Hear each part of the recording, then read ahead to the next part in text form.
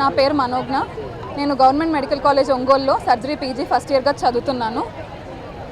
మేము ఇక్కడ government medical college students post graduates అందరం ఇక్కడ నిరసన చేస్తుంది ఏ విషయం అనగా, కోల్కతాలో RG Kar medical college, government medical college ఆర్జికర్లో ఒక post graduate, second year post graduate చదువుతున్న ఒక అమ్మాయి నైట్ డ్యూటీలో ఉన్న ఒక డాక్టర్ మీద దాడి చేసి ఆమెని హత్య చేశారు.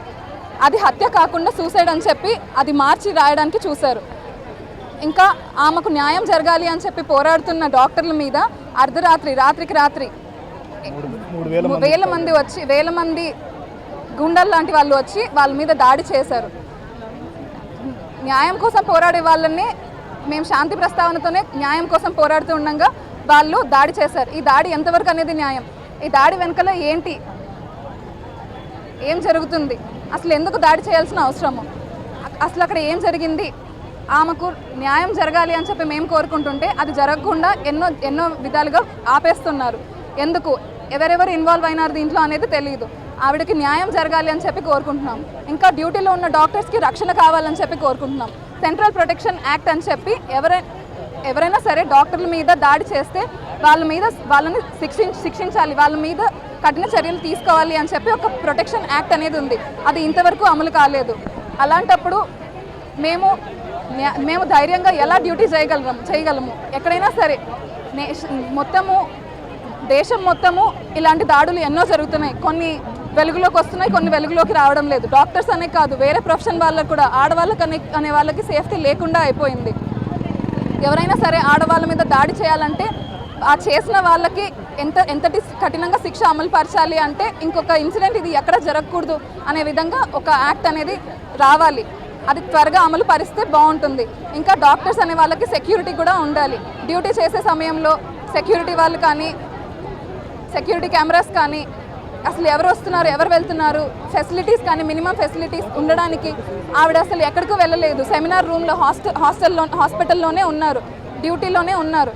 అలాంటి డ్యూటీలో ఉన్న డాక్టర్ మీద దాడి చేసి హత్య చేయడం అనేది అసలు కరెక్ట్ విషయం అనేది కాదు. ఇది సామాన్య ప్రజలకు తెలియాలి. వాళ్ళందరూ దీని గురించి పోరాడాలి. మనకు తెలిసిన వాళ్ళకి ఇలా అయితే ఎలా అని చెప్పి రియాక్ట్ అవ్వడం కాకుండా ఎవరికి జరిగినా రియాక్ట్ అవ్వాలి. ప్రజలందరికీ తెలియాలి ఇది. అసలు ఇలాంటి ఘటనలు జరిగిన తర్వాత అసలు డాక్టర్ ఎందుకు చదువుతున్నారు అన్న పరిస్థితికి వచ్చేసారు. మా పేరెంట్స్ కూడా ఇప్పుడు మీ కాలేజ్లో సేఫ్గానే ఉన్నారా అనే క్వశ్చన్ అడుగుతున్నారు. పేరెంట్సే భయపడుతున్నారు పిల్లల్ని డాక్టర్గా చేసి నైట్ డ్యూటీలకు పంపించడానికి. ఏ పేరెంట్స్ అంటూ ధైర్యంగా పంపించగలరు డాక్టర్స్ని డ్యూటీ చేయండి అని చెప్పి? డాక్టర్స్కి సేఫ్టీ లేనప్పుడు మీరు ఎందుకు వెళ్తారని చెప్పి అడుగుతారు, కానీ వెళ్ళండి డ్యూటీ చేయండి ఏం పర్లేదని ఏ పేరెంట్స్ అనలేరు. ఇప్పుడు అక్కడ ఒక అమ్మాయికి జరిగింది, ఇంకొక అమ్మాయికి జరగలేదని చెప్పి ఎవరు ఇవ్వడం లేదు, హామీ ఇవ్వడం లేదు.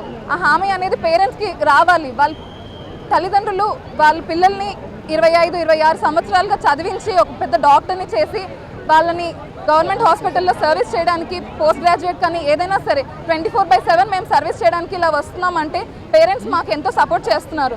అలాంటి పేరెంట్స్కి ధైర్యం ఉండాలి. మా పిల్లలు జాగ్రత్తగానే చదువుకుంటున్నారు, జాగ్రత్తగానే డ్యూటీలు చేస్తున్నారు అనే ధైర్యం ఇక్కడ ఈ దేశంలో ఎక్కడనూ లేదు. భయపడుతూనే పంపిస్తున్నారు, భయపడుతూనే ఉన్నారు పేరెంట్స్ అందరూ కూడా. ఇప్పటికీ మాకు ఫోన్లు వస్తున్నాయి, మీరు ఇంతగా ప్రొటెస్ట్ చేస్తున్నారు. ఆగస్ట్ 9వ తారీఖు ఇన్సిడెంట్ జరిగింది. ఇంతవరకు అసలు ఎవరు ఆ నేరం చేసింది ఎవరు అనేది తెలియలేదు.